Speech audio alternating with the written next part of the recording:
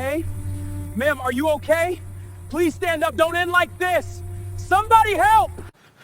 Ma'am, look at me. Talk to me. Who did this to you? I don't know. It was so fast. Why am I being handcuffed? I didn't do anything wrong. I was only trying to help. Let me have your phone. I need to talk to my lawyer. Can someone hear me out, please?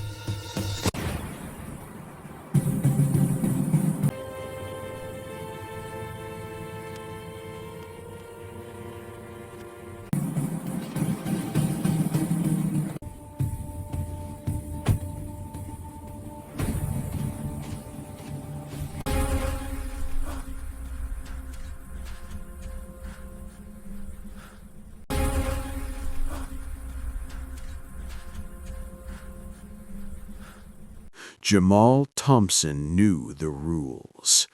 Black boy plus unconscious white woman equals jail. No questions asked, no explanations heard, just handcuffs and a cell, and another life destroyed before it ever really started. He'd seen it happen to Marcus. Marcus was 15 when he tried to help an old white lady who'd fallen outside the grocery store on East Grand Boulevard.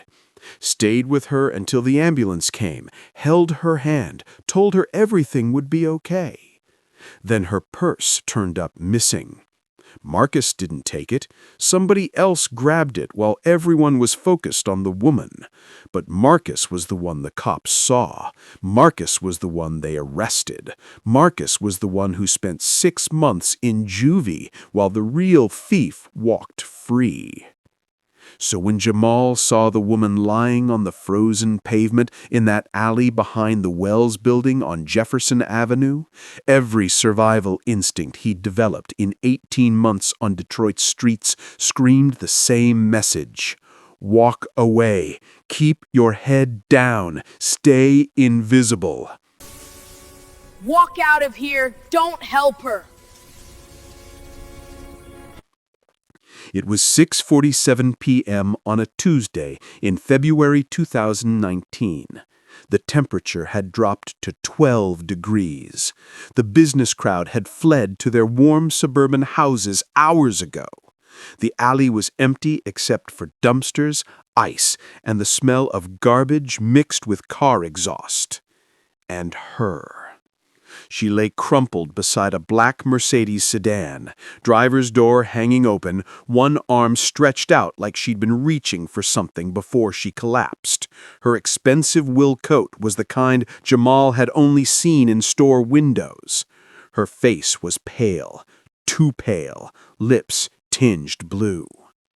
Jamal pushed his shopping cart forward, eyes fixed straight ahead.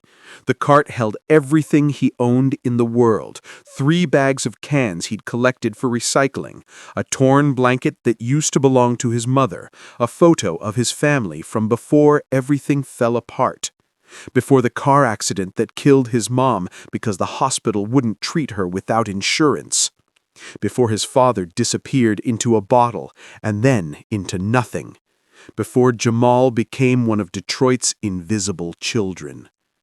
He made it 10 steps past the woman. Then he stopped. Something about that reaching hand, something about the way her fingers were still curved, like she'd been calling for help that never came. His mother had died reaching for help, too. Jamal turned around. He knelt beside the woman, his worn sneakers soaking through in the icy slush. "Ma'am, can you hear me?" No response. He pressed 2 fingers against her neck, the way he'd learned in health class before he dropped out. Pulse, weak and fluttering, but there. She was alive, barely. Jamal looked around the empty alley. Nobody. He could still walk away. Should walk away. This woman probably had a phone in that expensive coat. She'd be fine. Someone else would find her. But what if they didn't? What if she died here, alone, while people walked past pretending not to see? Jamal pulled out the flip phone he'd found in a trash can 3 months ago. The battery was almost dead, but he kept it charged for emergencies at the public library. Was this an emergency? Or was this the moment that would destroy what little life he had left? His finger hovered over the 911 buttons. The woman's eyes fluttered open, gray-blue and unfocused, filled with pain. "Don't move," she whispered. Heart attack. Jamal dialed. 911, what's your emergency? There's a woman having a heart attack behind the Wells building on Jefferson Avenue, the alley. Please hurry. What's your name, sir? Giving his name meant questions, meant getting involved, meant consequences he couldn't predict. Just send help, please. He hung up.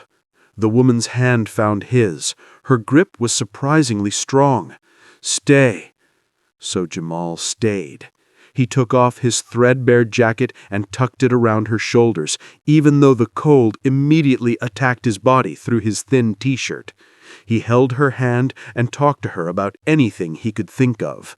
The stars you could sometimes see through Detroit's smog, the stray dog he'd befriended last summer, his dream of maybe finishing school someday. Anything to keep her conscious, anything to keep her fighting. 7 minutes felt like 7 hours. Then sirens, flashing lights, paramedics rushing in with equipment and urgent voices. "Step back, son. Let us work." Jamal released her hand and moved back to his cart. The paramedics swarmed her. Medical terms he didn't understand. An IV line, a stretcher, organized chaos. That's when the police arrived. 2 officers, both white, both looking at Jamal with expressions he'd seen his entire life. Suspicion, assumption, guilt until proven innocent. "That your cart, boy?" The tall officer's name tag read Sullivan. His hand rested on his belt, near his weapon. "Yes, sir." "What happened here?" "I found her collapsed. Called 911. "Uh-huh." Sullivan's eyes narrowed. "You take anything from her? Her purse, jewelry, money?" The question hit like a punch to the stomach. Of course. Of course that's where his mind went. Black kid near unconscious white woman equals theft. Every single time. "No, sir. I just called for help."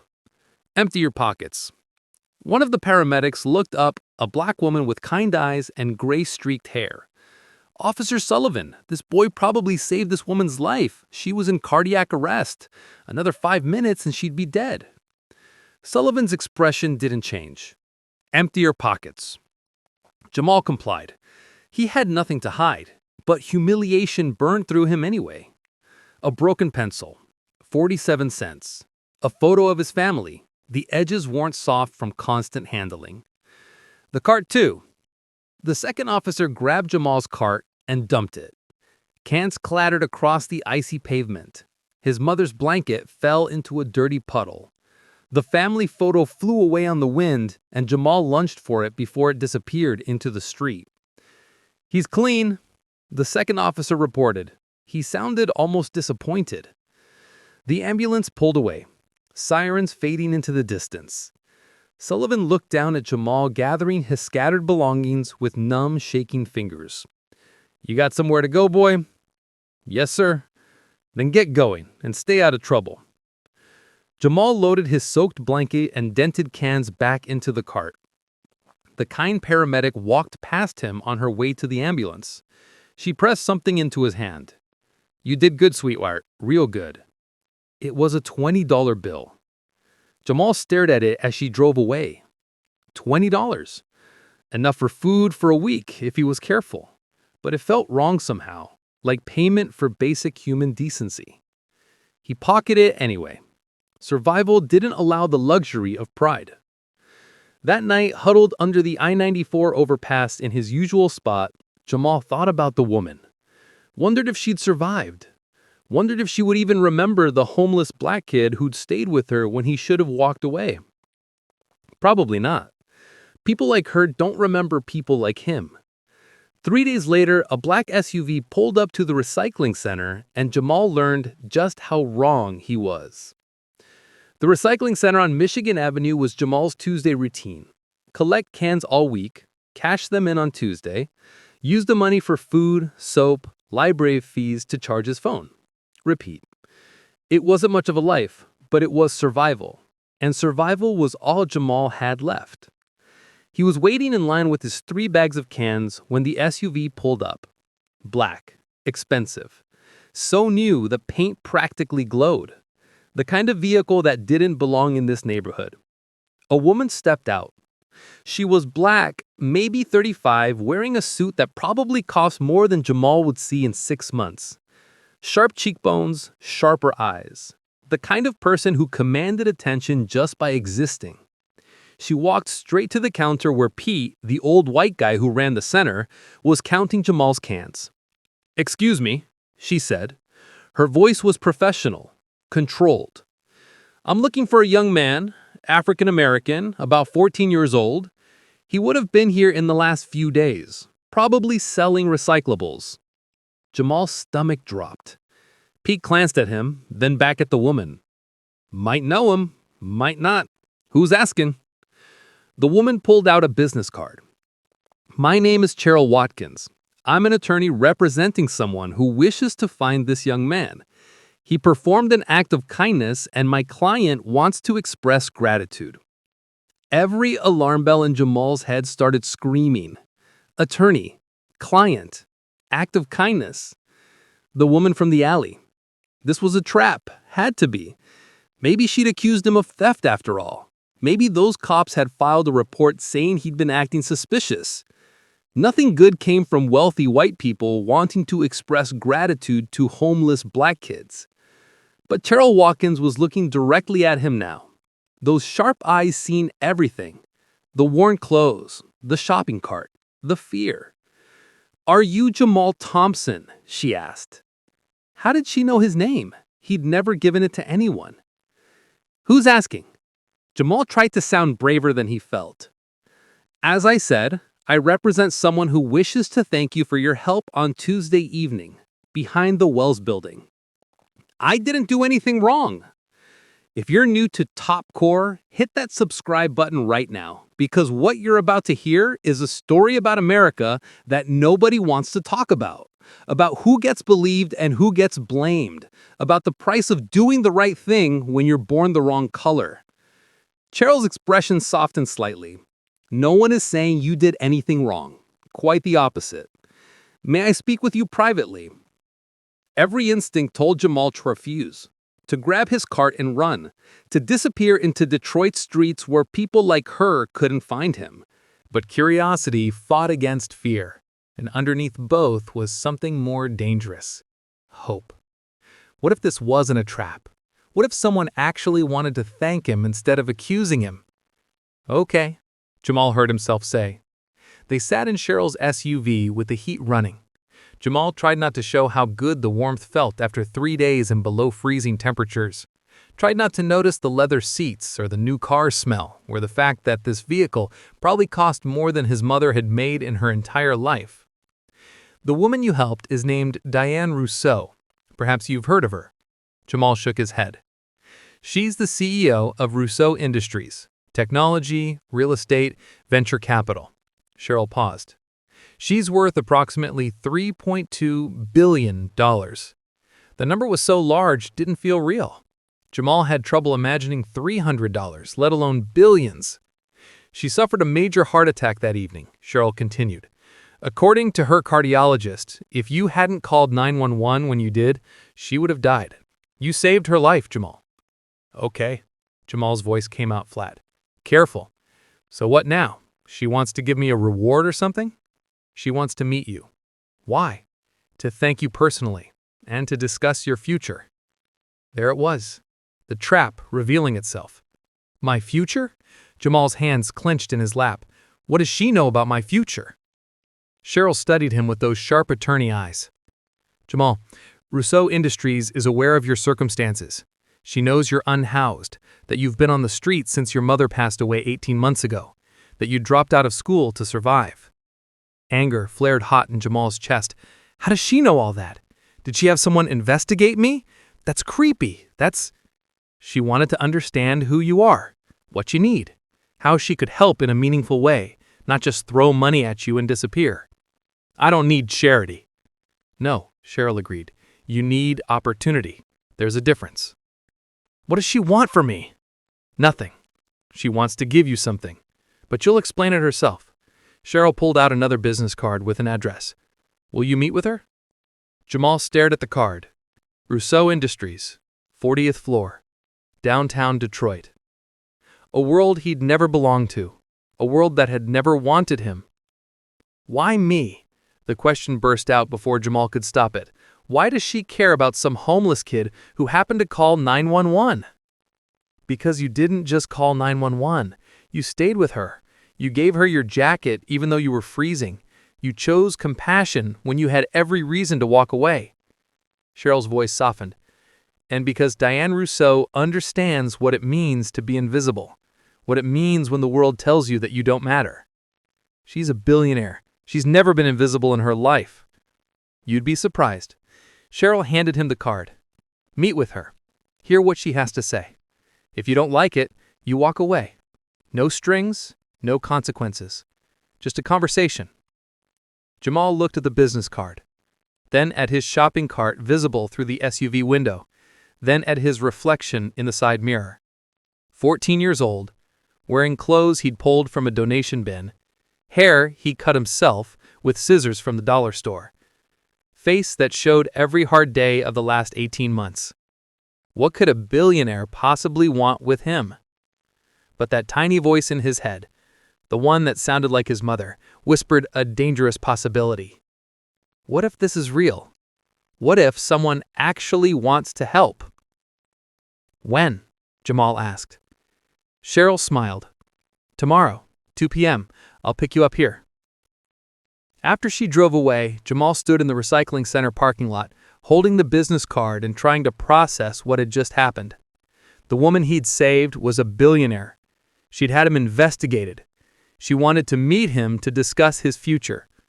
None of it made sense. Pete called from the doorway. You okay, kid? Yeah. Jamal pocketed the card, just confused. That lawyer say what she wanted?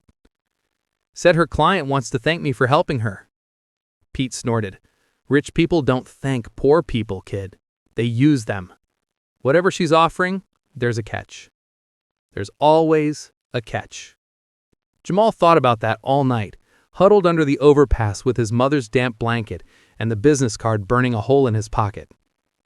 Rich people don't thank poor people. There's always a catch. But what if Pete was wrong? What if this one time things were different? By morning, Jamal had made his decision. He'd meet with Diane Rousseau, hear what she had to say, and if it was a trap, at least he'd see it coming. What Jamal didn't know was that the trap wasn't what he expected. The trap was hope. And hope was the most dangerous thing a homeless kid could hold on to. What if the person offering you everything had once lost everything too? The Rousseau Industries building looked like it was made of money. Glass and steel stretching 40 stories into the Detroit sky. Revolving doors that probably cost more than most people's cars. A lobby with marble floors so shiny, Jamal could see his reflection staring back at him.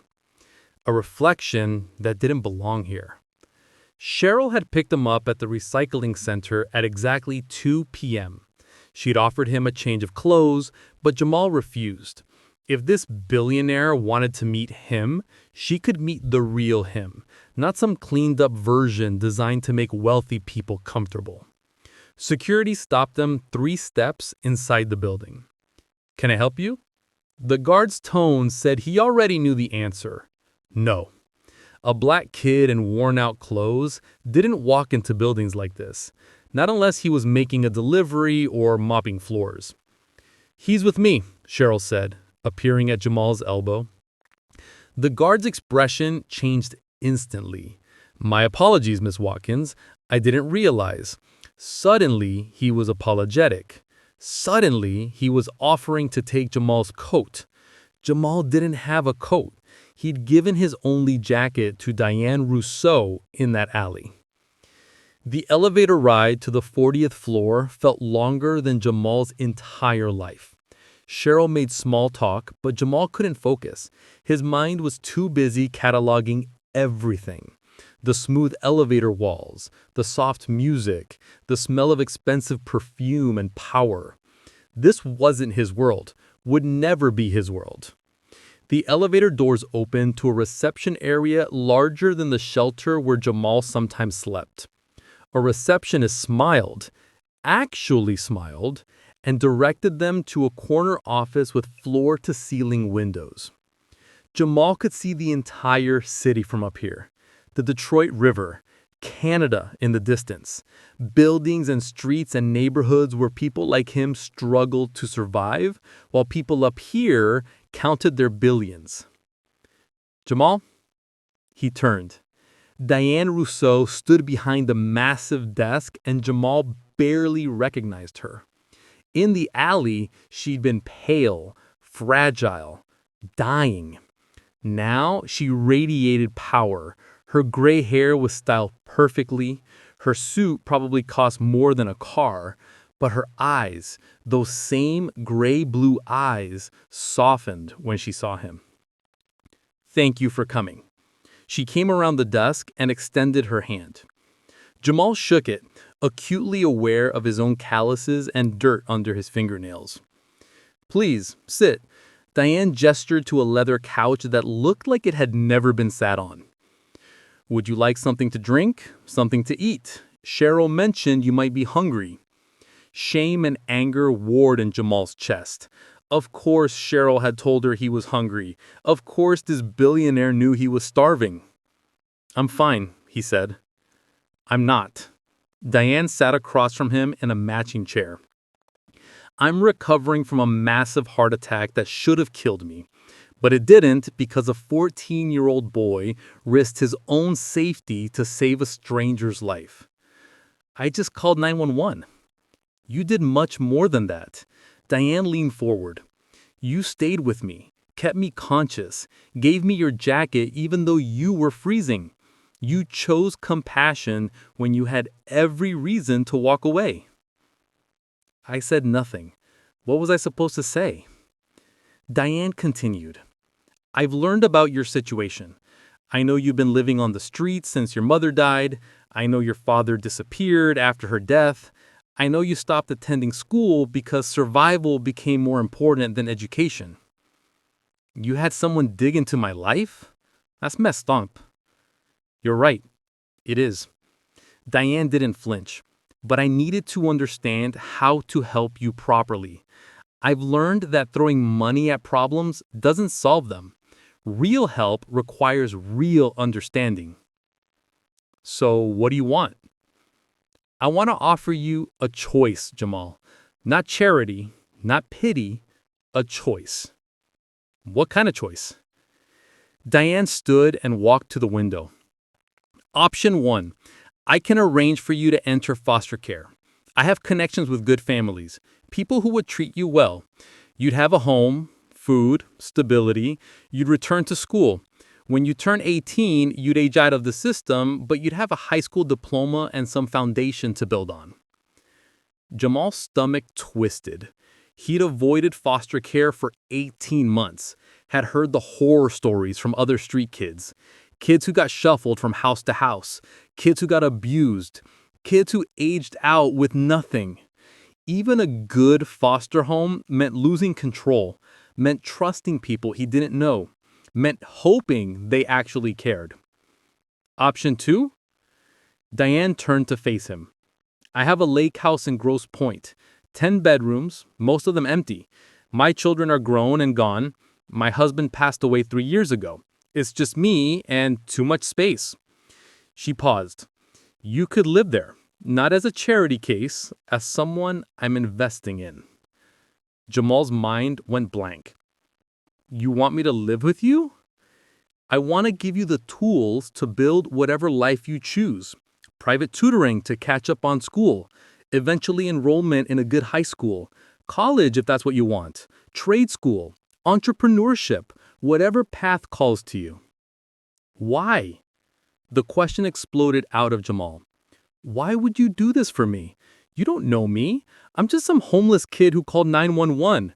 Why do you care? Diane's expression shifted. For a moment, Jamal saw past the billionaire CEO to something raw underneath, something that looked like pain. Because 35 years ago, I was you, she said quietly. The words hung in the air between them. Diane walked back to her chair and sat down. When she spoke again, her voice was different, softer, more human. I grew up in Detroit, East Side.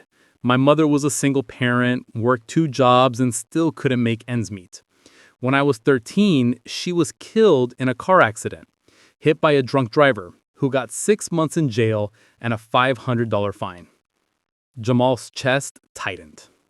I had no other family. Should have gone into foster care, but I ran instead. Diane looked directly at him. I lived on the streets for 2 years.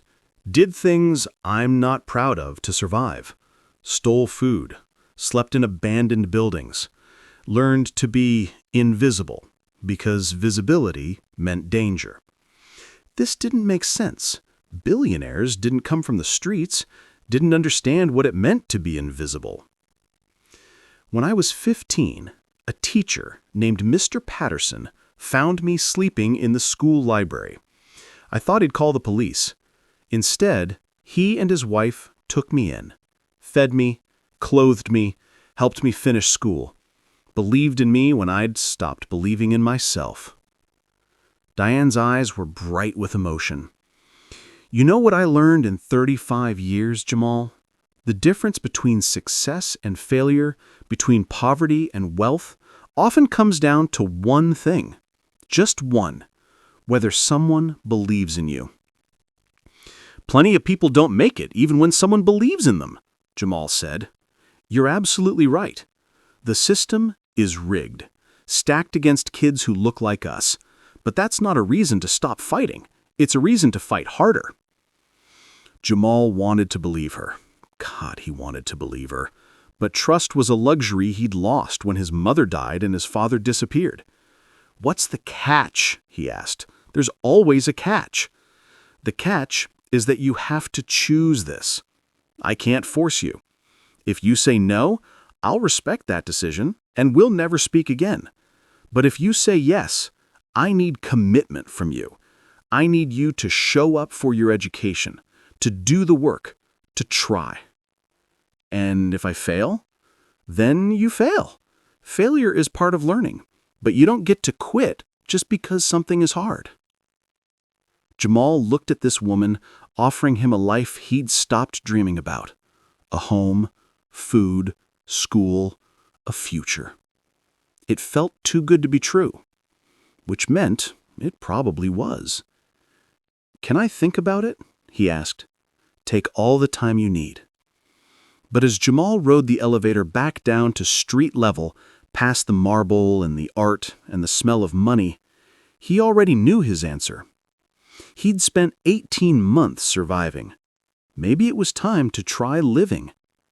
What Jamal didn't know was that choosing to live would make him a target for people who believed kids like him should stay invisible forever. How much hatred can one act of kindness generate? Jamal moved into Diane Rousseau's lake house on a Saturday in March. The house wasn't a house. It was a mansion. 10 bedrooms, 7 bathrooms, a kitchen bigger than the entire shelter where Jamal used to sleep, windows overlooking a frozen lake that looked like something from a postcard. His room had a real bed, clean sheets, a desk, a closet full of new clothes that actually fit. For 2 weeks, it felt like a dream. Private tutors came to help him catch up on the 2 years of school he'd missed. Cheryl handled the paperwork to get him enrolled in a private academy for the fall. Diane was kind, but gave him space. It was almost perfect. Then, someone leaked the story to the press. Jamal woke up on a Thursday morning to find camera crews camped outside the estate gates. News vans with satellite dishes, reporters with microphones standing in the cold, waiting. By noon, the story had exploded across every news outlet in the country. Billionaire takes in homeless boy who saved her life. Modern fairy tale from streets to mansion. CEO's controversial decision to house teenage stranger. The attention was overwhelming. Reporters called the house constantly. Camera crews followed the car when Cheryl drove Jamal to his tutoring sessions. Everyone wanted the heartwarming story of the grateful billionaire and the heroic homeless child. But not everyone saw it as heartwarming. The criticism started slowly, then built into a roar. A columnist for the Detroit Free Press wrote, "This is nothing but a publicity stunt. Diane Rousseau is using that boy to make herself look good. Real charity would be donating to homeless shelters, not cherry-picking one photogenic kid." A television pundit on the evening news demanded, "What about the thousands of other homeless children in this country? Why does this one kid get special treatment? Because he happened to save a billionaire's life? That's not charity, that's a transaction." An opinion piece in the New York Times declared, "This is what's wrong with America. We celebrate billionaires playing savior instead of demanding systemic change. One child rescued while millions suffer? We should be outraged, not inspired." The comments on social media were worse. "She probably made the whole thing up for attention. That kid's gonna rob her blind, just watch. Why doesn't she donate to actual organizations instead of this publicity stunt?" And then there were the racist ones, barely disguised, sometimes not disguised at all. "She better lock up her valuables. Give it 6 months before he's arrested for something. You can take the kid out of the streets, but you can't take the streets out of the kid." Cheryl and Diane told Jamal not to read the comments. But he couldn't help himself. He needed to know what the world thought of him. Apparently, the world thought he was either a prop in Diane's PR campaign or a future criminal waiting to happen. The worst part was that some of the criticism felt valid. Why did he get this chance when thousands of kids just like him didn't? What made him special? The random luck of being in the right alley at the right time? The guilt ate at him. If this is hitting you hard, if you're feeling what Jamal is feeling right now, do me a favor, hit that like button. Share this story. Because what happens when we celebrate individual salvation while ignoring systemic failure? That's the question nobody wants to answer. At school, the private academy that Diane had enrolled him in for spring semester, things were complicated in different ways. Most students ignored him. He was invisible again, but in a new way. Not the invisibility of homelessness, but the invisibility of not belonging, of being the charity case nobody wanted to acknowledge. A few students were outright hostile. Rich white kids who resented his presence in their exclusive space. One boy, Preston, made a show of holding his backpack closer whenever Jamal walked by. Another girl, Madison, loudly told her friends she'd heard those people couldn't be trusted. The teachers were worse in some ways. They were polite, professional, but Jamal could see the doubt in their eyes, the lowered expectations, the surprise when he answered questions correctly. 3 weeks into the semester, Jamal sat alone in the cafeteria, eating lunch and trying to be invisible. Then, someone sat down across from him. A black girl with intricate braids and confidence that seemed to radiate from her skin. She wore the school uniform like it was designer clothing. "Mind if I sit?" she asked. "Already sitting." Jamal shrugged. "I'm Trinity Washington. You're the kid from the news. The one staying with Mrs. Rousseau." "Yeah. People are saying some messed up things about you." "I know." Trinity leaned forward, her dark eyes intense. "You know what I think?" "Not really. I think you got lucky, and luck isn't fair, but that doesn't make it wrong." She smiled. "My dad always says, don't apologize for your blessings. Use them." "How am I supposed to use this?" Jamal gestured around the cafeteria. Half these people think I'm a thief. The other half think I'm Diane's pet project. So prove them wrong. Figure out what you want to do with this chance you got. Then do it so well that nobody can say you didn't earn it. It was the first genuinely helpful thing anyone had said to Jamal since this whole situation began. That's easier said than done, he said. Everything worth doing is. Trinity stood, picking up her tray. You survived 18 months on Detroit streets. You saved a woman's life when you could have walked away. You're stronger than these spoiled kids could ever be. Don't let them make you forget that. She walked away, leaving Jamal staring after her. For the first time since moving into the lake house, Jamal felt something other than guilt and confusion. He felt possibility. The backlash continued. Articles and think pieces and social media arguments about whether Diane was a hero or a hypocrite, whether Jamal deserved his new life or had simply gotten lucky. But it was manageable. Brutal, but manageable. Then, 6 weeks after Jamal moved in, Diane's ex-sister-in-law filed a lawsuit that threatened to destroy everything. And Jamal learned that the real enemy wasn't public opinion. It was family greed wrapped in concern, wielding the law like a weapon designed specifically to put him back on the streets where people like him belonged. Can someone steal your freedom by pretending to protect you? The envelope arrived on a Wednesday morning, 6 weeks after Jamal moved into the lake house. Diane was at a board meeting downtown.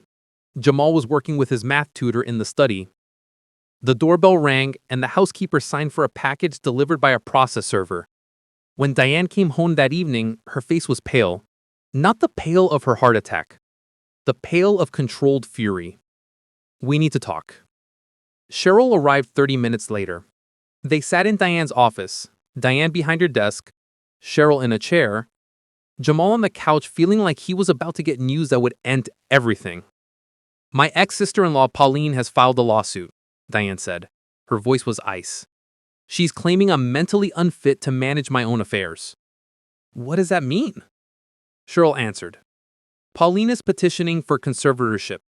She wants legal authority to control Diane's finances and business interests. She's arguing that the heart attack caused brain damage and that Diane's decision-making abilities are compromised. That's insane. You're fine. Anyone can see you're fine. The evidence she's citing is you, Diane said quietly. The words hit Jamal like a physical blow. Me? She's arguing that no mentally competent person would take in a random homeless teenager. That my decision to house you, invest in your education, and essentially adopt you proves I'm not thinking clearly. Diane's hands were clenched on her desk. You're using me as evidence of my diminished capacity. Jamal felt sick. If she wins, what happens to me? Cheryl's expression was grim. Pauline would have legal authority to make decisions on Diane's behalf. That would include removing you from this house immediately. She's already stated publicly that you're taking advantage of her condition. I never asked for any of this. Jamal stood up, his heart pounding. I saved her life, and now I'm being accused of taking advantage? This is crazy. It's not about the truth. It's about control. Pauline wants my money. If she gets conservatorship, she controls everything. My company, my assets, my decisions. But you're not incompetent. You run $1 billion company. That won't matter if her doctors say otherwise. Cheryl pulled out documents from her briefcase. She's hired medical experts who will testify that Diane's judgment is impaired. She's compiling evidence of every decision Diane's made since the heart attack. Every business choice, every personal choice. This is more than just money. This is about power. Proof that I've lost my mind. Because in her world, people like you don't get helped. You get ignored. Jamal sat back down, his legs weak. So what do? We fight, Cheryl said. But I need you both to understand what's coming. This will get ugly. They'll bring up every decision Diane's made since the heart attack. They'll paint Jamal as a con artist who saw an opportunity. They'll make this a media circus. Bigger than it already is? Jamal asked. Much bigger. The trial started 2 weeks later. Diane's medical records were subpoenaed and scrutinized. Her cardiologist, Dr. Reynolds, testified that she was mentally sound, that the heart attack had been severe but hadn't caused brain damage, that her cognitive function was completely normal. But Pauline's lawyers brought in their own experts. A neurologist who suggested that oxygen deprivation during the heart attack could have caused subtle changes in judgment. A psychiatrist who testified that sudden charitable impulses after near-death experiences could indicate trauma-induced personality changes. They made Diane sound like a different person, someone whose brain had been rewired by trauma, someone who couldn't be trusted to make her own decisions. The media ate it up. Billionaire's mental fitness questioned in court. Family seeks control of Rousseau fortune. Homeless teen at center of competency battle. Jamal watched it all from the lake house. Cheryl had advised him to stay away from the courthouse for the first week. Let us establish the facts first, then you'll testify. But staying away felt like hiding, like being ashamed of something he hadn't done wrong. Trinity called him every night. They'd become friends over the past month, more than friends maybe, though neither had said it out loud. "How are you holding up?" Trinity asked. "I feel like everything I touch turns to poison. Diane saves my life, and now her own family is trying to destroy her because of it. That's not on you, that's on them." "Is it, though? If I hadn't accepted her offer, none of this would be happening." "If you hadn't accepted her offer, you'd still be on the streets, probably dead by now from exposure or hunger or violence. You think that's better?" Jamal didn't answer. "My dad says there's a reason crabs in a bucket pull each other down. They can't stand to see one escape. Pauline's doing the same thing. She can't stand that you got out. Your dad's pretty smart. He's a pastor. It's his job." Trinity's voice softened. "You're going to have to testify soon. Are you ready?" "No." "Good. People who think they're ready usually aren't." The call came 3 days later. Cheryl's voice was tight with tension. "You testify tomorrow. Pauline's attorney will cross-examine you. His name is Harrison Caldwell. He's expensive, and he's ruthless. He's going to try to make you look like an opportunist who manipulated Diane. How do I stop him?" "You tell the truth. Simple and direct. Don't get angry. Don't get defensive. Just tell the truth." That night, Jamal couldn't sleep. He lay in his comfortable bed, in his safe room, and thought about Marcus, his friend who'd been arrested for helping someone, who'd lost 6 months of his life because he'd been in the wrong place with the wrong skin color. Was Jamal about to lose everything the same way? At breakfast, Diane sat across from him. She looked exhausted. The stress was taking a toll. Her face was drawn. Her hands shook slightly when she lifted her coffee cup. "You don't have to do this," Jamal said. "I can leave. Tell the judge you realized it was a mistake. Make this all go away." "Absolutely not," Diane's voice was firm. "This isn't about you, Jamal. This is about Pauline trying to steal my freedom by pretending to protect me. If I back down now, I'm letting her win, letting her decide who deserves help and who doesn't. What if the stress kills you? What if fighting for me causes another heart attack?" Diane reached across the table and took his hand. "Then I'll die fighting for something that matters. That's better than living afraid." The courthouse was packed when they arrived. Camera crews everywhere, protesters holding signs, some supporting Diane, others calling her irresponsible. One sign read, "Black kids matter too."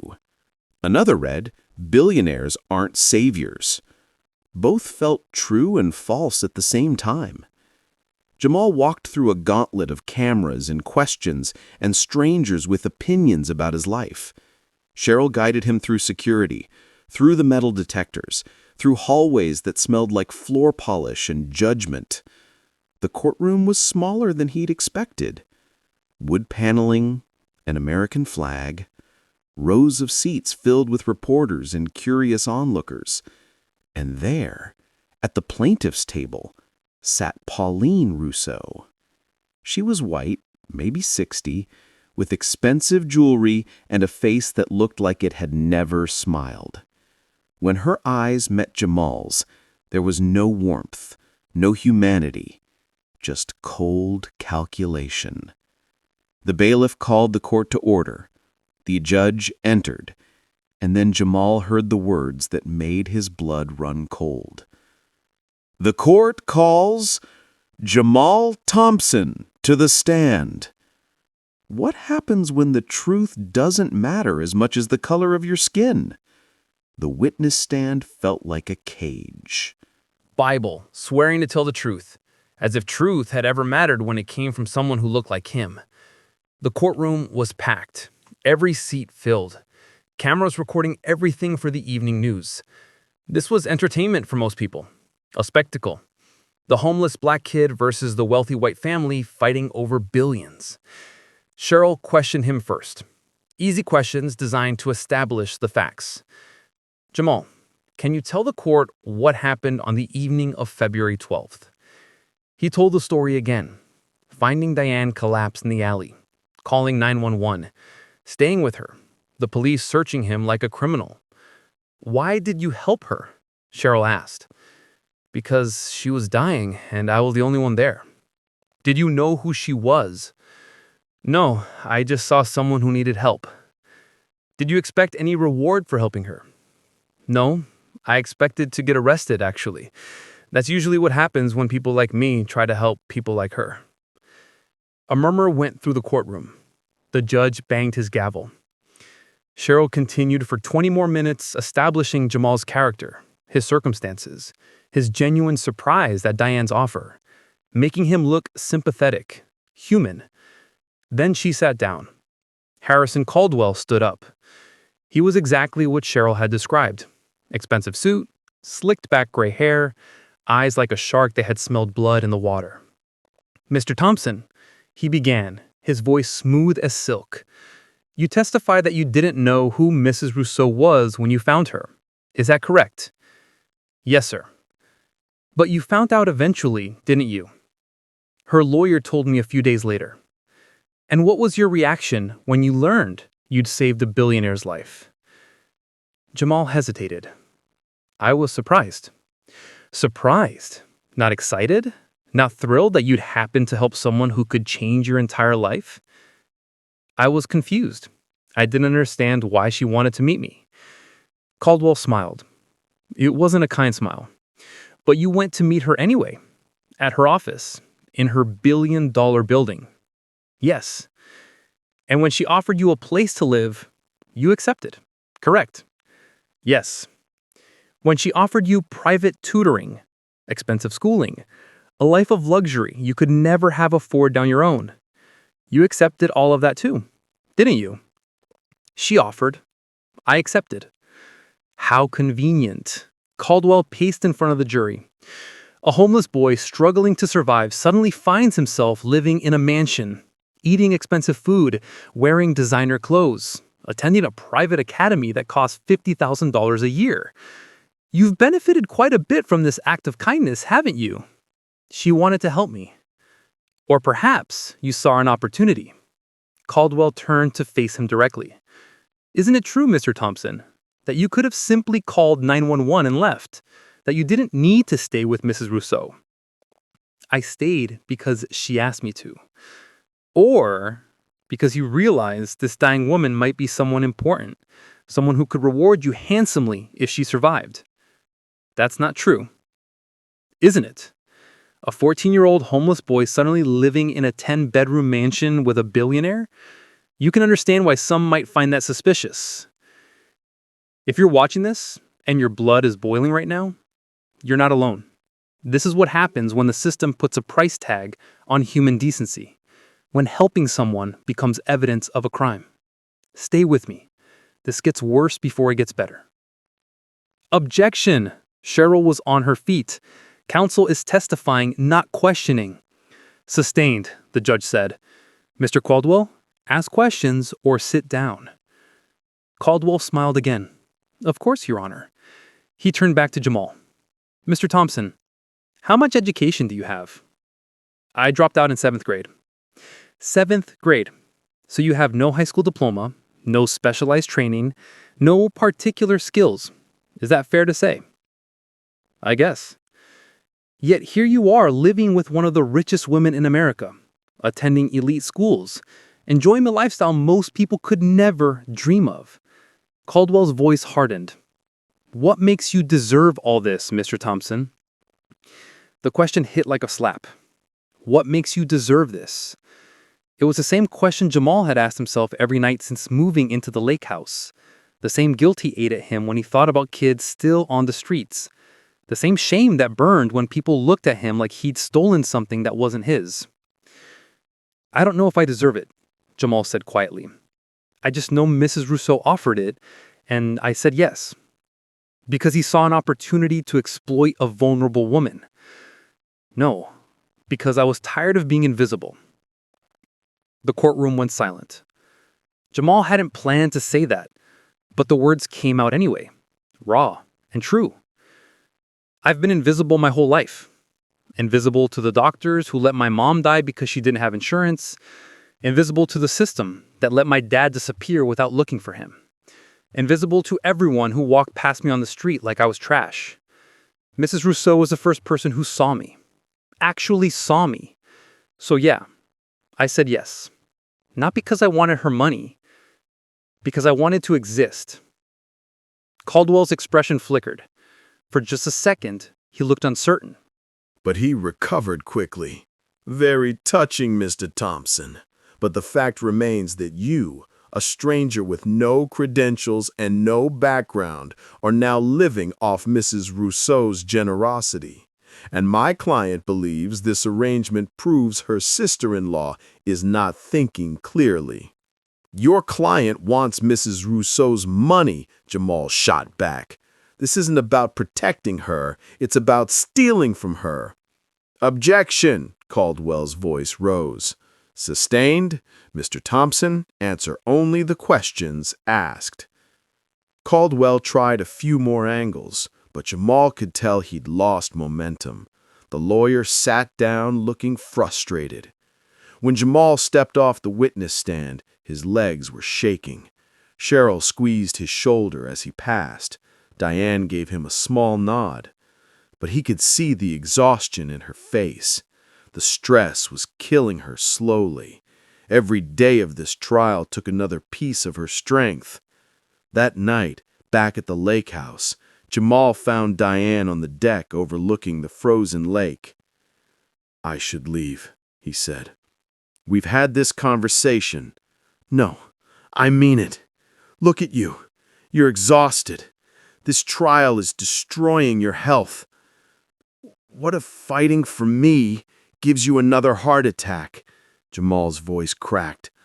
What if trying to save you kills you? Diane turned to face him. Even exhausted, even stressed, her eyes were fierce. Do you know why Pauline is really doing this? It's not about my mental state. It's about control, about power, about the belief that wealth should stay within certain families, certain circles, certain races. I said that before. Because it's true. Pauline can't stand that I'm using my money to help a black child she considers undeserving. She can't stand that I see you as worthy of investment. Diane's voice shook with anger. This lawsuit isn't about protecting me. It's about putting you back in your place, back on the streets where people like Pauline think you belong. What if she wins? She won't. But what if she does? Diane grabbed both his shoulders. Then we'll deal with it. But I am not backing down. I am not letting fear decide who deserves help and who doesn't, and I am not abandoning you because some greedy woman thinks money is more important than a human life." Jamal wanted to believe her, wanted to trust that truth would win, that justice would prevail. But he'd lived long enough to know that wasn't how the world worked. The trial entered its third week. Pauline's lawyers kept bringing witnesses, business associates who questioned Diane's recent decisions, distant family members who claimed she'd been acting strangely, a parade of people who barely knew her testifying about her mental state. It looked bad, really bad. Cheryl tried to stay optimistic, but Jamal could see the worry in her eyes. Then, on a Friday afternoon, everything changed. Diane's private investigator, a quiet man named Marcus Chen, who Jamal had met only once, requested an emergency meeting with the judge. Cheryl got a call at 4 p.m. She listened, her eyes widening. When she hung up, she was smiling for the first time in weeks. "What? What happened?" Jamal asked. "What happened?" "Marcus found something. Something big." Cheryl grabbed her briefcase. "I need to get to the courthouse. This might be over sooner than we thought." She left without explaining further. Jamal and Diane sat in the study, waiting. Minutes felt like hours. The clock on the wall ticked like a countdown to something neither could predict. At 6:30, Cheryl called. Diane put her on speaker. "Well?" Cheryl's voice was electric with triumph. "Pauline's been embezzling from the family trust for 5 years. Marcus found bank records, shell companies, forged signatures. She's stolen over $2 million. Diane's mouth fell open. Are you certain?" "The evidence is ironclad. I presented it to the judge an hour ago. He's reviewing it now. But Cheryl paused. "Pauline's lawsuit is going to be dismissed, probably by Monday, and she's going to be arrested for fraud and embezzlement." Jamal felt like the floor had dropped out from under him. "We won?" "You won." After Diane hung up, she sat in stunned silence. Then she started laughing. Not happy laughter, something deeper, relief, mixed with exhaustion, mixed with vindication. But Jamal didn't feel victorious. He felt hollow. Because he'd realized something during the trial. Something that made winning feel empty. The world only cared about his story because it was sensational. Homeless kid saves a billionaire. Gets fairy tale ending. It made people feel good without requiring them to change anything. But what about the thousands of kids still on the streets? The ones who didn't happen to save a billionaire? Did they matter less? Was he supposed to feel grateful for being the lucky one while everyone else suffered? That night, Jamal made a decision. If he'd been given this chance, this platform, this voice, he wasn't going to waste it on just being saved. He was going to save everyone else. Can you win the battle and still lose the war? The media reversal happened overnight. Monday morning's headlines screamed the news across every platform. Billionaire's accuser charged with embezzlement. False conservatorship claim hid years of theft. Homeless hero vindicated as family fraud exposed. Pauline Rousseau was arrested at her home in Bloomfield Hills at 6 a.m. Charges included embezzlement, wire fraud, and forgery. The evidence Marcus Chen had uncovered was devastating. 5 years of carefully hidden theft, over $2 million siphoned from the family trust through shell companies and forged documents. The lawsuit was dismissed by 10 a.m. By noon, every news outlet that had questioned Diane's mental fitness was now praising her wisdom. Every columnist who'd called Jamal an opportunist was now calling him a hero vindicated. The internet exploded with hot takes and think pieces. We owe Jamal Thompson an apology. When greed masquerades as concern, the Pauline Rousseau story. Billionaire proves critics wrong, stands by homeless teen. Jamal should have felt relieved, victorious, vindicated. Instead, he felt nothing. He sat in the lake house study, watching the news coverage on 3 different channels, and felt completely empty inside. Diane walked in, her face lighter than it had been in weeks.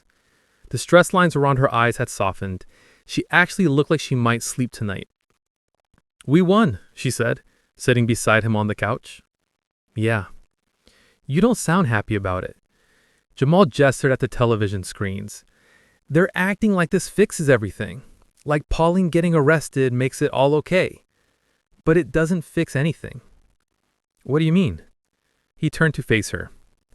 "This whole trial, all anyone cared about was whether you were crazy for helping me, whether I deserved to be saved. But nobody asked the real question, which is, why do kids have to get lucky to survive? I got saved because I happened to be in the right alley at the right time, because I happened to help someone rich enough to change my life. But what about everyone else? What about the kids still sleeping under that overpass right now? Do they matter less because they didn't save a billionaire?" Diana was quiet for a long moment. "You're right," she said finally. "I am?" "Completely right. You being saved doesn't change the system that put you on the streets in the first place. It doesn't fix the fact that there are thousands of kids just like you who wake up every morning wondering if they'll eat today, wondering if they'll survive another winter." Jamal slumped back against the couch. "So what's the point? You saved me. That's great for me, but it doesn't change anything." "Not by itself, no." Diane stood and walked to the window. "But what if we made it change something? What if your story became the beginning instead of the ending?" "I don't understand." "I can't save everyone, Jamal. Neither can you. But we can save someone. And maybe that someone saves someone else. Maybe change happens one person at a time. That's not enough." Diane turned to face him, and her eyes were blazing with something Jamal hadn't seen before. Not anger. Purpose. "No, it's not enough," she agreed. "So we do more." 3 days later, Diane called a press conference. The announcement went out to every major news outlet. Rousseau Industries headquarters, 10 a.m. Friday. Subject, Major Philanthropic Initiative. Cheryl helped Jamal pick out a suit. He felt ridiculous wearing it, like the kid playing dress-up in his father's clothes. "You look good," Trinity said. She'd come to the house to help him prepare. They were officially dating now, though Jamal still couldn't quite believe someone like her wanted to be with someone like him. "I look like a fraud." "You look like someone who survived hell and came out the other side." Trinity adjusted his tie. "You've got a platform now. People are listening. Use it." The press conference room was packed, reporters everywhere, cameras from every network. Diane had invited representatives from homeless advocacy groups, foster care reform organizations, and youth services nonprofits. They lined the stage behind the podium. Jamal stood backstage with Cheryl, his heart pounding. "You don't have to speak if you don't want to," Cheryl said.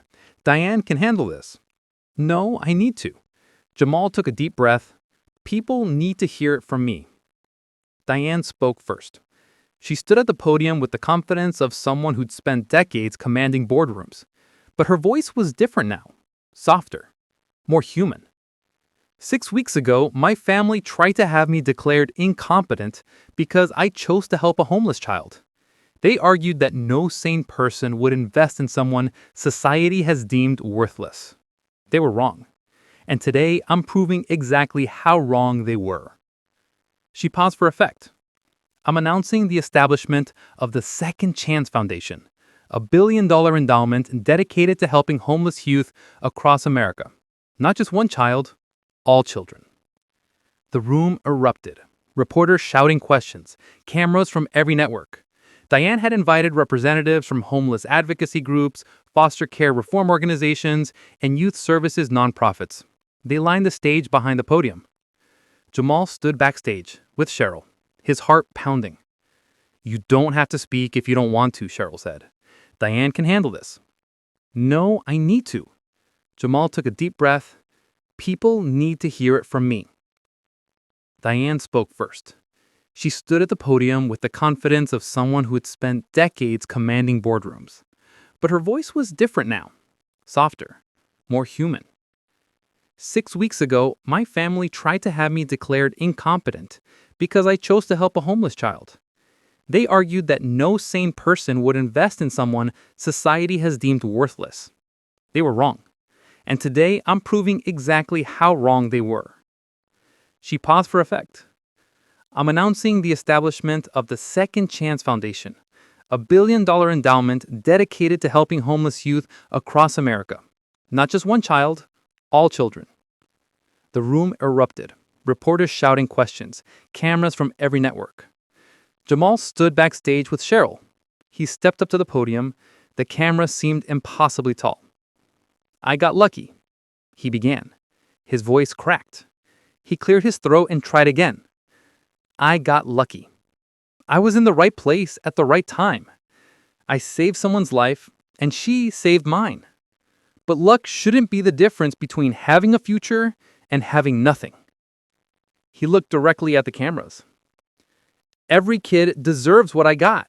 A home, an education, someone who believes in them. Not because they happen to save a billionaire, just because they're human beings who matter. A reporter shouted a question. What would you say to critics who argue this is just a publicity stunt? Jamal didn't hesitate. I'd say those critics aren't sleeping under bridges tonight. They're not wondering where their next meal is coming from. They're not invisible. So maybe they should listen to the people who are, instead of deciding what counts as real help. Another question. Do you think you deserve this opportunity more than other homeless youth? No, that's the point. I don't deserve it more, but I don't deserve it less either. Nobody deserves to be homeless. Nobody deserves to be invisible. The question isn't why I got saved, it's why everyone isn't being saved. The questions continued for 20 more minutes. Diane fielded most of them, explaining the foundation's structure, its funding, its goals. But it was Jamal's words that went viral. By that evening, video clips of his speech had been shared millions of times. His face was on every news broadcast. His voice was being quoted in articles and opinion pieces. Luck shouldn't be the difference between having a future and having nothing. Nobody deserves to be invisible. The question isn't why I got saved, it's why everyone isn't being saved. The foundation launched immediately. Diane had been planning it quietly for weeks, waiting for the trial to end. She'd already secured partnerships with existing nonprofits, already identified cities with the greatest need, already hired staff to manage operations. Within the first month, the Second Chance Foundation helped 300 young people. Within 3 months, that number was 1,500. Other billionaires, shamed by the publicity, started their own programs. Cities increased funding for homeless services. Foster care systems began examining their failures. One person's choice to help had created a wave. But Jamal knew the truth. Waves could change coastlines, but they took time. And while the foundation was helping thousands, there were still millions suffering. 6 months after the press conference, Jamal stood in the Detroit branch of the Second Chance Foundation. It was a converted warehouse on the east side. 60 beds, 3 meals a day, tutoring services, job training, counseling. He volunteered there every Thursday evening. Tonight, he was talking to a 13-year-old girl named Keisha, who reminded him of himself. Guarded, suspicious, waiting for the catch. "Why do you care?" he asked her. "Because someone cared about me when they didn't have to, and because you matter, even if the world has spent your whole life telling you that you don't." Keisha's eyes filled with tears. "I'm tired. I know. I don't know how much longer I can do this."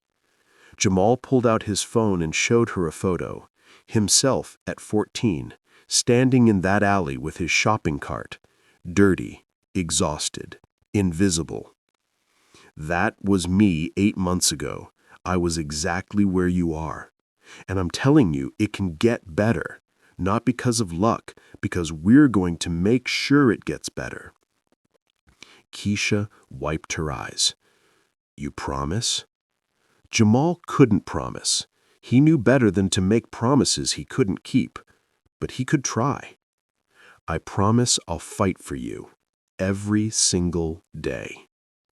Later that night, driving back to Grosse Pointe with Trinity, Jamal got a text from Diane. Congress is considering a youth homelessness bill. Our foundation's research is being cited. This might actually change policy. Systemic change. Finally.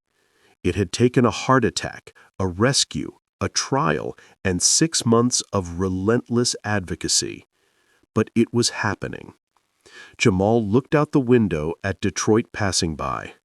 Somewhere in this city, kids were sleeping under bridges, going hungry, being invisible. But not for much longer. Because one person being saved wasn't enough. But one person being saved could start a revolution. How many lives can one act of compassion save? 3 years after that frozen February night in the alley, Jamal Thompson stood at his high school graduation. Top of his class, valedictorian, full scholarship to the University of Michigan. The same school system that had written him off as a dropout now celebrated him as a success story. The irony wasn't lost on Jamal. Diane sat in the front row, tears streaming down her face. Her health had stabilized over the past 2 years. The stress of the trial was behind her. She looked stronger, happier. Beside her sat Cheryl, Trinity's parents, and a dozen kids from the Second Chance Foundation who'd asked to come watch. When Jamal's name was called, the applause was thunderous. He walked across the stage in his cap and gown, accepted his diploma, and looked at the crowd. 3 years ago, he'd been invisible. Now hundreds of people were cheering for him. It should have felt like victory. But Jamal knew the real work was just beginning. At the reception afterward, Diane pulled him aside. "I'm so proud of you," she said. "I couldn't have done it without you." "Yes, you could have. You're stronger than you know." Diane handed him an envelope. "But I wanted to give you this." Inside was a job offer. Assistant Director of the Second Chance Foundation, starting after his freshman year of college. Salary, benefits, the whole package. "You're offering me a job?" "I'm offering you a purpose," Diane smiled. "You've been volunteering at the foundation since we opened. The kids trust you in ways they don't trust the rest of us. You understand them because you were them. We need that perspective at the leadership level." Jamal looked at the offer letter. Assistant Director. Real responsibility. Real impact. "I accept." The foundation had grown exponentially in 3 years. What started as a Detroit-based program had expanded to 25 states. Over 50,000 young people had been helped. Thousands more were in the pipeline. The model was simple but comprehensive. Find homeless youth, provide immediate shelter and food, assess their needs, connect them with education, job training, mental health services, and family reunification when appropriate. Most importantly, believe in them. That was the secret Diane and Jamal had discovered. Most homeless kids didn't lack intelligence or drive. They lacked someone who saw their potential instead of their circumstances. The foundation gave them that someone. During Jamal's freshman year at Michigan, he commuted back to Detroit every Thursday to work at the foundation. He talked to kids, listened to their stories, reminded them they mattered. He also started speaking publicly. Churches invited him to share his testimony. Schools brought him in to talk about homelessness and systemic poverty. Nonprofit conferences asked him to present the foundation's model. Each time, Jamal told the same truth. Individual charity wasn't enough. The system needed to change. And slowly, impossibly, it was changing. In year 4 of the foundation, Congress held hearings on youth homelessness. Representatives from the Second Chance Foundation testified. They presented data, success stories, research showing that comprehensive support worked better than piecemeal solutions. A bipartisan group of legislators began drafting the Homeless Youth Services Act, comprehensive federal funding for programs modeled on what Diane and Jamal had built. It wasn't perfect, politics never was, but it was progress. Real, measurable progress. Jamal graduated a year after Jamal and joined the foundation's communications team. They worked together, building something bigger than either of them had imagined. They also built a relationship, slow and steady, based on shared purpose and genuine respect. 2 years into college, Jamal asked Jamal a question while they were reviewing grant applications in the foundation office. "Do you ever feel guilty that you got saved and others didn't?" Jamal looked up from his laptop. Every single day. "How do you deal with it?" "I don't. I just work harder, help more people. Try to make my luck mean something beyond just me." Trinity nodded. "My dad says survivor's guilt is the price you pay for being chosen. But what you do with that survival determines whether the guilt destroys you or drives you." "Your dad's annoyingly wise. He's a pastor. It's literally his job." They both laughed. But the question lingered. Jamal had been chosen, saved, given opportunities most kids in his situation would never get.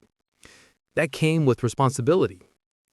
In his junior year, Diane's health began declining again. The heart damage from the original attack was catching up with her. Doctors said she had maybe 5 years left, maybe less. She didn't slow down. If anything, she worked harder, faster, like she was racing against time to help as many people as possible before her heart gave out. She established permanent endowments, created succession plans, made sure the foundation would outlive her. "This can't die with me," she told Jamal one afternoon. "Too many kids depend on it." "It won't, I promise." By year 5, the foundation had helped 75,000 young people. By year 6, 100,000. The impact rippled outward in ways he couldn't fully track. Kids who got housing went back to school. Kids who got education found jobs. Kids who got therapy healed from trauma. Kids who got family support reconnected with loved ones. And some of those kids grew up and started helping others. The cycle continued. Jamal graduated from college with degrees in social work and public policy. He accepted the position of assistant director officially, working alongside Diane to expand the foundation's reach. They opened programs in 35 states, partnered with local organizations, trained staff, shared their model with anyone who wanted to replicate it. Other nonprofits adopted their approach. Cities reformed their homeless services. The Federal Homeless Youth Services Act finally passed Congress with overwhelming bipartisan support. Systemic change. Slow but real. 8 years after that night in the alley, Jamal stood in the same Rousseau Industries building where he'd first met Diane. But this time, he wasn't a scared kid in worn-out clothes. He was the director of the Second Chance Foundation. Diane had promoted him 6 months earlier as her health continued to fail. He walked through the foundation's new headquarters on the 20th floor, walls covered with photos, thousands of faces, kids who'd been given second chances, kids who were now teachers, engineers, artists, parents, activists, kids who mattered. His phone buzzed, a text from Trinity, now his fiancée. "Turn on the news, you're going to want to see this." Jamal pulled up a news site on his computer. The headline made him stop breathing. President signs Comprehensive Homeless Youth Services Act into law. Subheadline, Second Chance Foundation advocacy cited as key influence in landmark legislation. It had taken 8 years, millions of dollars, thousands of voices, relentless advocacy. But they'd done it. Federal funding, nationwide programs, legal requirements for states to provide comprehensive services to homeless youth. Systemic change, Finally. Jamal looked at the photo on his desk. Himself at 14, standing next to Diane at that first press conference. Two people who'd saved each other's lives. "We did it," he whispered. His phone rang. An unfamiliar number. "Is this Jamal Thompson?" "Yes. My name is Carmen Rodriguez. I'm 16. I've been homeless for 8 months." Her voice shook. "I just helped a man who collapsed on the street. The police are here. They're asking me questions like I did something wrong. I'm scared. Someone gave me your foundation's number and said you might help." Jamal grabbed his coat. "Where are you?" She told him. "East side of Detroit, not far from where he used to sleep." "I'm on my way. Stay calm. Don't say anything to the police except that you helped someone who needed help. I'll be there in 20 minutes. He hung up and headed for the elevator. The cycle continued. Someone scared, someone alone, someone invisible, and someone who'd been there before coming to help. Because one person being saved wasn't enough, but one person being saved could save thousands more. Jamal drove through Detroit's evening traffic, heading toward a girl who needed someone to believe in her, just like someone had believed in him. The question that started this story was simple. If saving someone's life could destroy yours, would you still do it? Jamal had answered yes in that alley 8 years ago. And he'd been answering yes every single day since, because that's what being saved required, saving everyone else. Can success heal the wounds of invisibility, or do the scars stay forever? Jamal Thompson never got used to walking into rooms where he was the only blackface. 4 years at the University of Michigan, countless lecture halls, study groups, and campus events, he was always one of the few, sometimes the only one. People meant well, mostly. They asked where he was really from, complimented his articulate speech like that was surprising, touched his hair without asking, made jokes about affirmative action when they thought he couldn't hear. Trinity told him to ignore it. You earned your place here. Don't let their ignorance make you forget that. But ignorance had weight. It accumulated like snow. Each microaggression another flake, until one day you looked up and realized you were buried. Still, Jamal pushed through. Double major in social work and public policy, Dean's List every semester, internships at nonprofit organizations, research on youth homelessness that got published in academic journals. He was building credentials, building armor, building proof that kids like him belonged in spaces like this. Every Thursday, he drove back to Detroit, to the Second Chance Foundation, to the kids who reminded him where he came from. "Why do you keep coming back?" one of the foundation counselors asked him. "You're in college. You've got your own life now." "This is my life," Jamal said. Because it was. The foundation wasn't something he did. It was who he'd become. In his sophomore year, the foundation hit a major milestone. 50,000 young people helped since its founding. The celebration was held at Russo Industries headquarters. Major donors, politicians, nonprofit leaders, everyone congratulating themselves on making a difference. Jamal stood at the podium, looking out at the crowd of mostly white faces in expensive suits. 50,000 is a big number, he began. But you know what's bigger? The 700,000 homeless youth still on America's streets tonight. So yes, celebrate what we've done. Then get back to work, because we're not even close to finished. The applause was polite but uncomfortable. Wealthy donors didn't like being told their generosity wasn't enough. Diane found him afterward. "You're getting better at making rich people squirm." "Good. They should squirm." Agreed. Diane's smile faded. "But Jamal, you can't carry all of this anger forever. It'll burn you out." "I'm not angry. I'm focused." "You're both. And that's okay. Just don't let the anger consume the focus." She was right. She usually was. Diane's health had been stable for 2 years. Her cardiologist was cautiously optimistic. She changed her diet, reduced her stress, taken better care of herself. But in Jamal's junior year, things changed. She collapsed during a board meeting. Another heart attack, smaller than the first, but a warning. Her heart was failing, slowly but inevitably. Doctors gave her 5 years, maybe. Diane refused to slow down. If anything, she worked harder, like she was racing against her own mortality to help as many people as possible.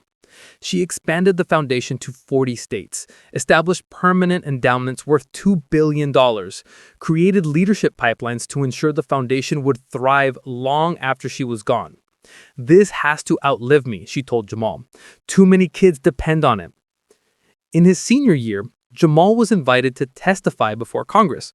The Homeless Youth Services Act had been introduced 2 years earlier.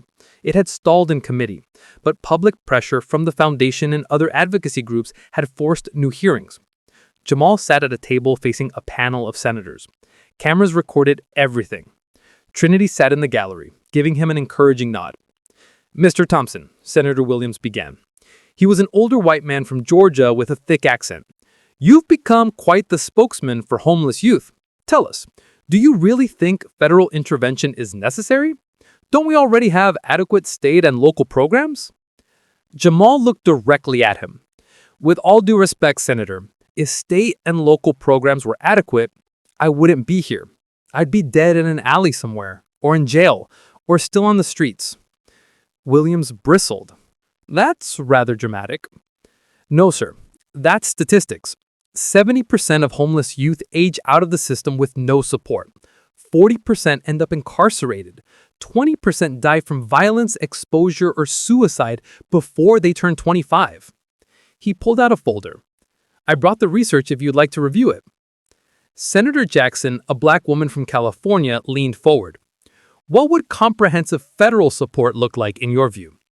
Jamal explained the Second Chance Foundation's model: transitional housing, education support, mental health services, job training, family reunification, wraparound services that address root causes, not just symptoms. "It works," he said. "We've helped 75,000 young people in 6 years. 82% are now in stable housing. 71% are employed or in school. These aren't charity cases. They're investments that pay off." The hearing lasted 3 hours. Some senators were genuinely interested. Others were hostile, asking loaded questions about personal responsibility and welfare dependency. Jamal answered every question calmly, respectfully, but he didn't back down. After the hearing, Senator Jackson approached him. "You did well.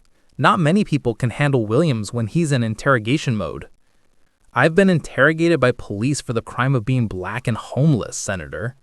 Congressional hearings are nothing." She laughed. "Fair point. For what it's worth, I think we've got the votes to move this forward. Your testimony helped." 8 months later, the bill passed the Senate, then the House.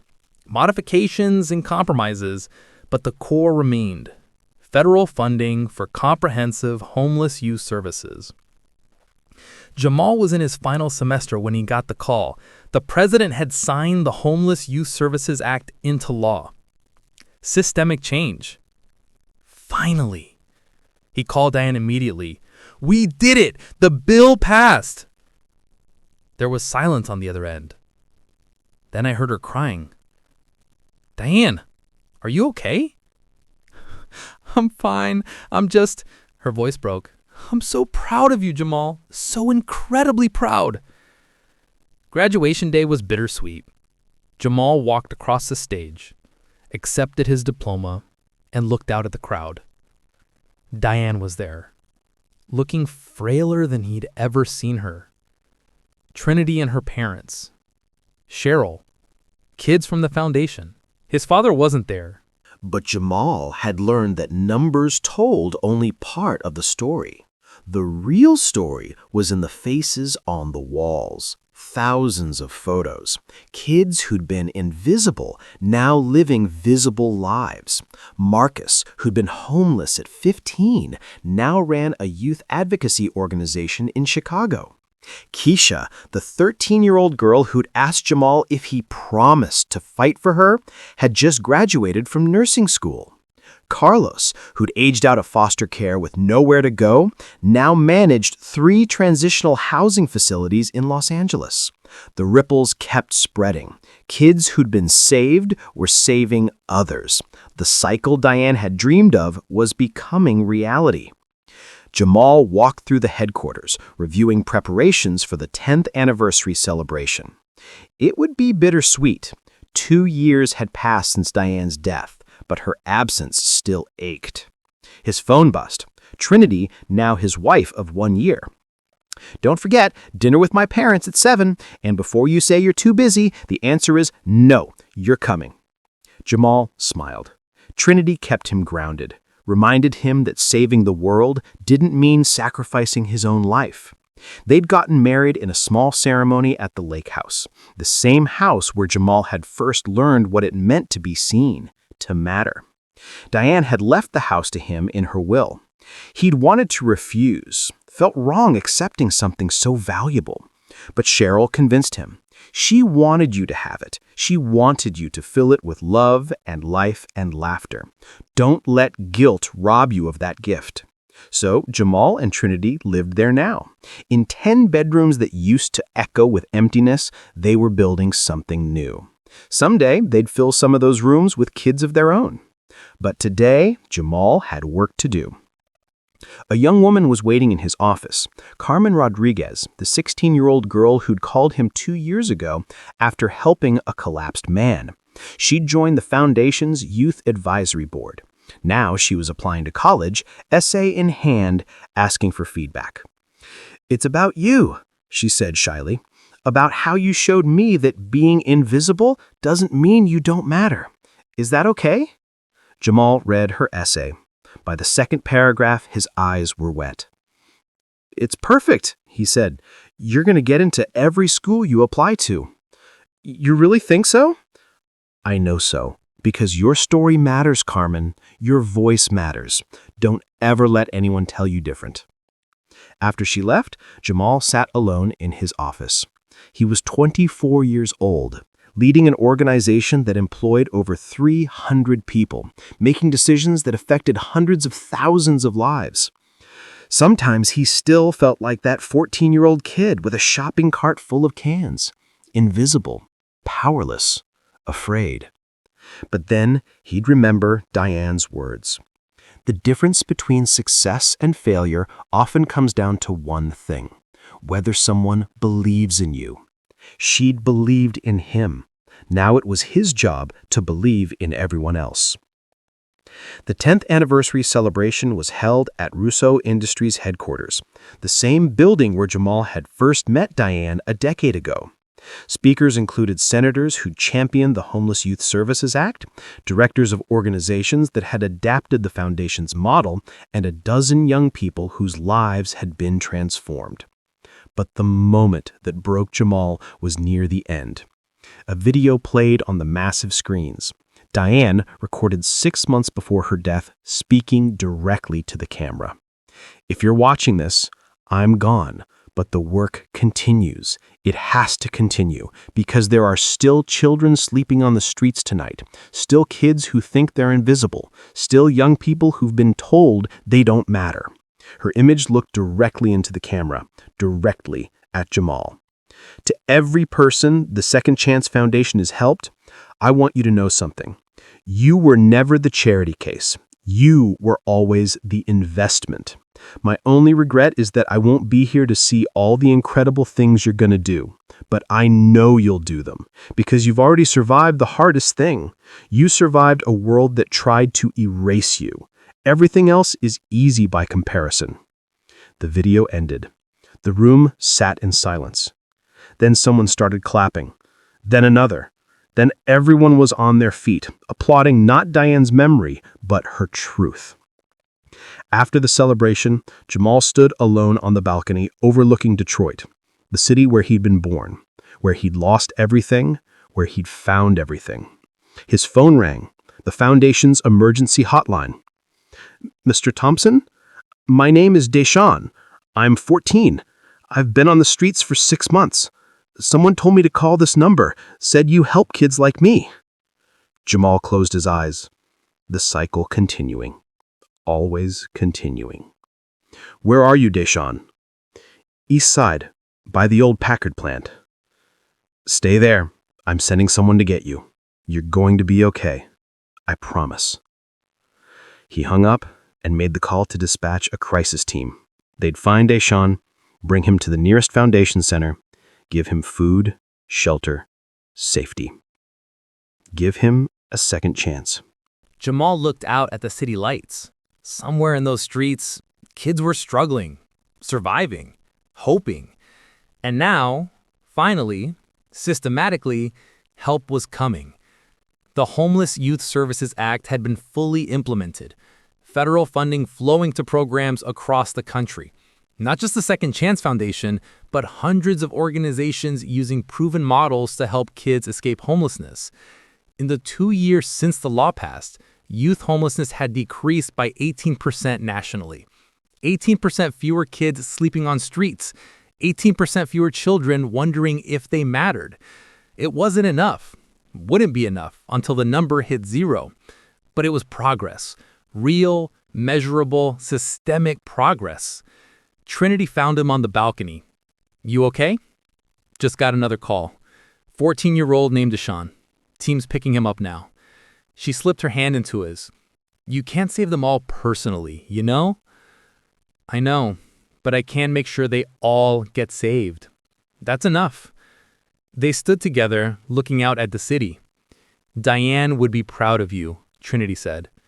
I hope so. I know so. You took what she gave you and multiplied it.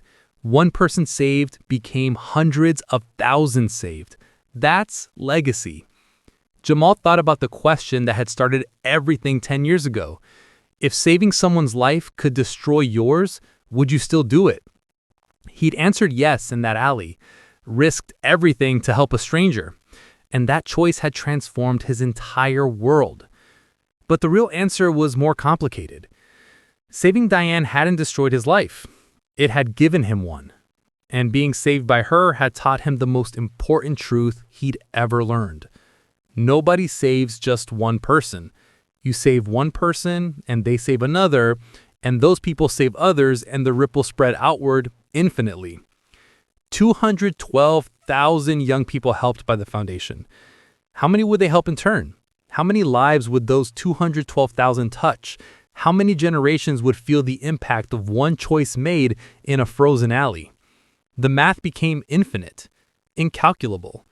That's what legacy meant. Jamal's phone buzzed again. A text from the crisis team. We've got Deshawn. He's safe. Asking for you. Tell him I'll see him tomorrow. Tell him he's going to be okay. Tell him he matters. He put his phone away and turned to Trinity. Ready to go home? Always. They drove back to Grosse Pointe, to the lake house that used to belong to a billionaire with a broken heart and a broken body, but an unbreakable spirit. That night, Jamal stood in Diane's old study. It was his office now, but he'd kept it exactly as she left it. Her books, her photos, her presence. On the desk sat a photo from 10 years ago. Himself at 14, standing next to Diane at that first press conference. Two people who'd saved each other's lives. Beside it was a newer photo. Jamal at 24, surrounded by dozens of kids from the foundation at last month's youth summit. One generation saving the next. We did it, Jamal whispered to Diane's memory. We actually did it. And somewhere, he liked to think she was smiling. Because the question was never whether one person could make a difference. The question was whether one person would choose to try. Jamal had chosen. Diane had chosen. 212,000 young people had been given the chance to choose. And the choosing continued. Every single day, every phone call, every kid pulled off the streets, every life transformed from invisible to valued. The answer to that opening question, if saving someone's life could destroy yours, would you still do it? Had revealed itself over 10 years. Saving someone's life doesn't destroy you. It multiplies you. One life becomes thousands. Thousands become millions. The math spirals upward infinitely, compounding with each generation. Jamal Thompson had been invisible once, a homeless black boy the world had decided didn't matter. Then someone saw him, believed in him, saved him.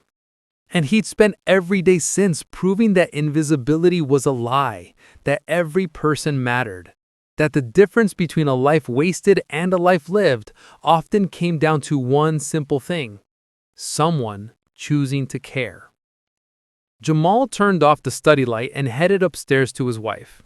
Tomorrow, Deshaun would arrive, scared, suspicious, wondering if this was real or just another trap. And Jamal would look him in the eyes and say the words he needed to hear. You're not invisible. You're not alone. And you matter. The same words Diane had said to him a decade ago. The same words he'd say tomorrow and the day after and every day for the rest of his life. Because one person being saved wasn't enough. But one person being saved could save everyone else. And in the end, that made all the difference. If this story moved you, subscribe to Topcore. Share it with someone who needs to hear it. Because the Jamals and Dianes of the world are everywhere. Some are waiting to be seen. Others are choosing to see. The question is, which one will you be?